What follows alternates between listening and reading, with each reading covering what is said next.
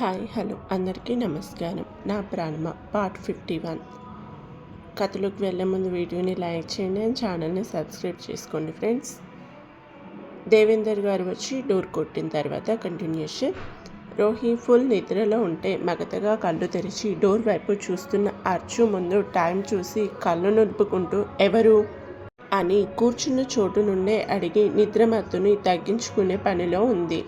నేనమ్మా మామయ్యని దేవేందర్ గారి గొంతు వినిపించేసరికి హా మామయ్య అంటూ గబుక్కున లేచి డ్రెస్ని సరిచేసుకుని వెళ్ళి డోర్ తీసి ఆయన లోపలికి వచ్చాక బాబు అన్వి గురించి అడిగింది. భోజనం చేద్దు రండి మామయ్య అంటుంది అర్చన.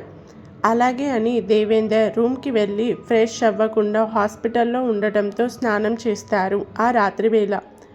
ఆయన వచ్చే వరకు ఫుడ్ని ఒకసారి రీహీట్ చేసి పెడుతుంది అర్చన. తండ్రి బయటకి వచ్చేలోగా హాల్లో వెలిగిన లైట్ వెలుతురికి మెలకువ వచ్చిన రోహి లేచి చూస్తుంది. వదిన అంటూ పిలిచి తాను కిచెన్లో ఉన్నట్టు సౌండ్ వస్తే అక్కడికే వెళ్ళి అమ్మా నాన్న వచ్చారా అని అడుగుతుంది రోహి. అత్తయ్య రాలేదు రోహి, ఒక మామయ్య గారు మాత్రమే వచ్చారు అంటుంది అర్చన. ఎక్కడ? స్నానం చేస్తూ ఉన్నట్టు ఉన్నారు. ఆయన కోసమే భోజనం సిద్ధం చేస్తున్నా అంటుంది అచ్చు. ఓహ్ అలాగా, మరి నన్ను లేపితే అయ్యేది కదా, ఎందుకు ఒక్కదానివే చేస్తున్నావు అంటున్న రోహికి ఇదేమీ పెద్ద పని కాదు రోహి, నువ్వు నిద్రలో ఉన్నావు, ఇంకా ఏం చెప్పాలి పిలవాలి అని దేవేందర్ గారు వచ్చి చైర్లో కూర్చోగానే ఇద్దరు వెళ్ళారు. అర్చన వడ్డిస్తూ ఉంటే రోహి పక్కనే మరో చైర్లో కూర్చొని వాటర్ వంపుతూ బాబెలా ఉన్నాడు వదిన అని అడుగుతూ ఉంటే బాగున్నారు, నార్మల్ డెలివరీ అయ్యింది, 2 రోజుల్లో డిశ్చార్జ్ చేస్తామన్నారు డాక్టర్స్ అని చెప్పి తింటున్న అతన్ని అమ్మ రాలేదు అని అడుగుతుంది రోహి. మీ అమ్మ వదిన బాబు డిశ్చార్జ్ అయి ఇంటికి వెళ్ళాక వస్తుంది. అలాగా అని నేను రేపు ఆఫీస్ నుండి వచ్చేటప్పుడు వెళ్ళి చూసి వస్తాను నాన్న అనగానే సరే నీ ఇష్టం అంటూ హాస్పిటల్ పేరు అడ్రస్ చెప్తారు. హాస్పిటల్లో నిల్చొని కూర్చొని అలసిపోతారు దేవేందర్. అందుకే త్వరగానే రూమ్లోకి వెళ్తూ డోర్స్ అన్నీ జాగ్రత్తగా లాక్ చేసి మీరు కూడా రూమ్లో పడుకోండి అమ్మా అని కోడలికి కూతురికి చెప్తారు. అలానే అని వాళ్ళిద్దరూ ఒకే రూమ్లోకి వెళ్ళి పడుకుంటారు. ఉదయం ఇంట్లో పని వదిన ఆడపడుచులు పంచుకుంటే సునంద ఫోన్ చేసి క్యారేజ్ తీసుకొని రమ్మని అచ్చుకి చెప్తుంది. ఉదయం వద్దు, మధ్యాహ్నం 2 వరకు తీసుకురా అని అక్కడ తను అన్వి మదర్ కూడా ఉంది అని చెప్పి అక్కి కూడా ఉంటాడు, అందరికీ సరిపోయేలా తీసుకుని రమ్మని ఆజ్ఞాపిస్తుంది సునంద. అలాగే అత్తయ్య, స్కూల్కి వెళ్ళి మధ్యాహ్నం వస్తాను అంటుంది అర్చన. సరే సరే అని ఆరు ఫోన్ చేసినప్పుడు చెప్పు అంటుంది. అత్తయ్య అని ఆమె చెప్పిన వాటికి తల ఆడించి మిగతా పనులు ముగించుకొని ఇంట్లో ఎవరూ ఉండడం లేదు అని ఆ రోజు దేవేందర్ గారు బయటికి వెళ్లకుండా ఇంట్లోనే ఉంటే ఆయనకి చెప్పి ముందుగా అర్చన తర్వాత రోహి బయటికి వెళ్ళిపోయారు.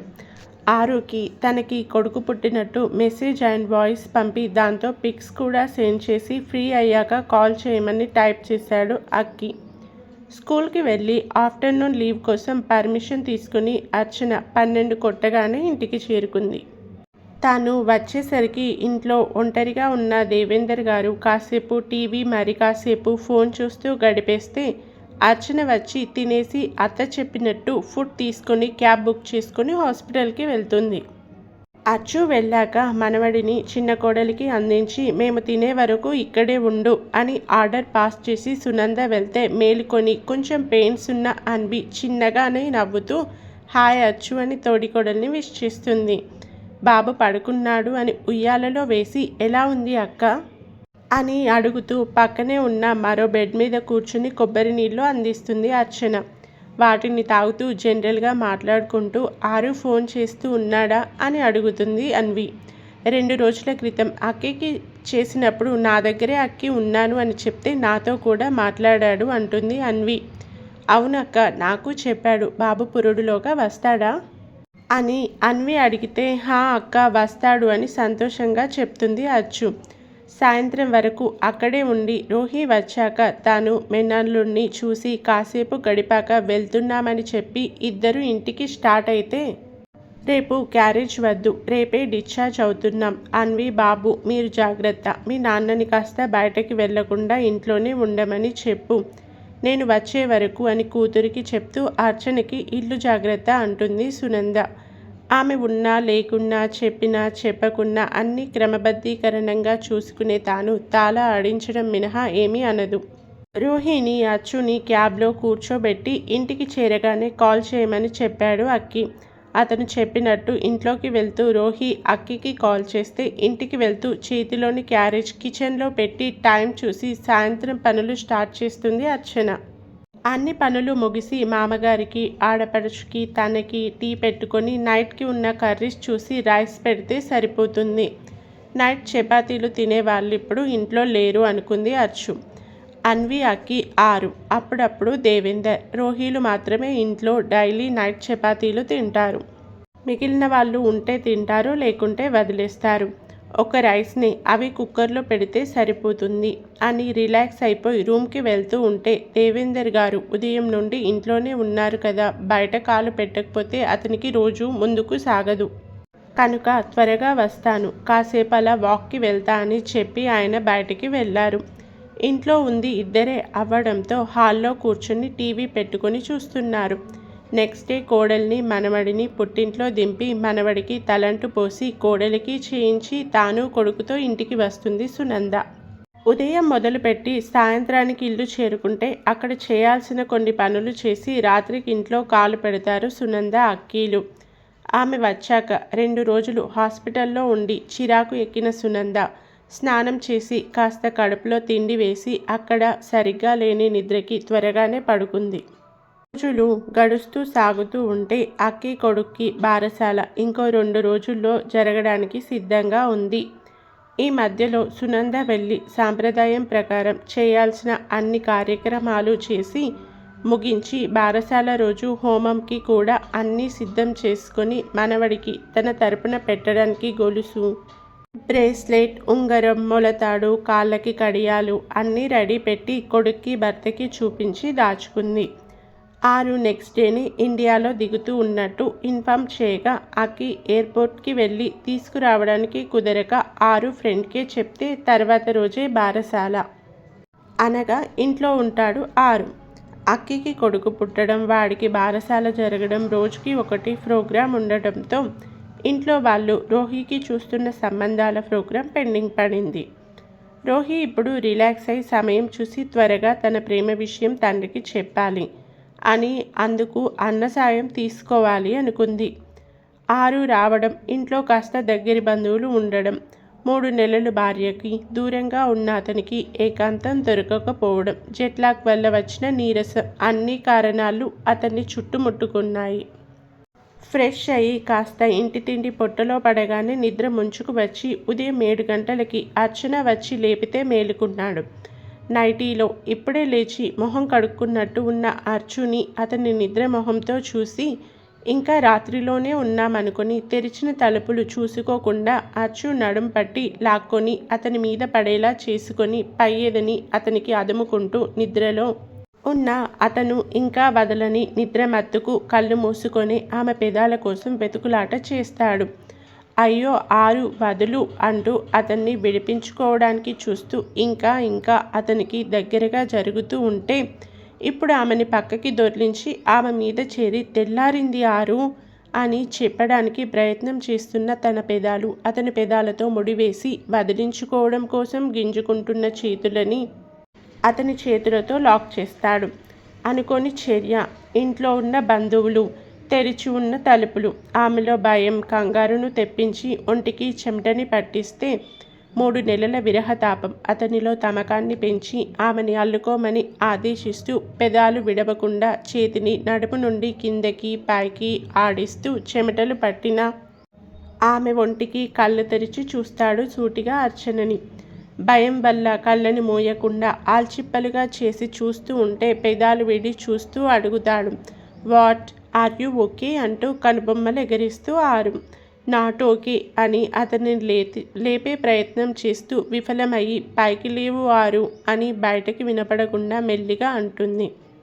ఆమె వినపడకూడదు అని మెల్లిగా చెప్తున్న మాటలు అతన్ని మౌంట్ చేస్తూ ఉన్నట్టు అనిపించి మెడవంపుల్లో పెదాలు అద్దుతూ ఆరు ఆరు అంటున్న అర్చు మాటలు వినిపించుకునే స్థితిలో లేకుండా మెడని వీడి గుండెల వరకు చేరుతాడు.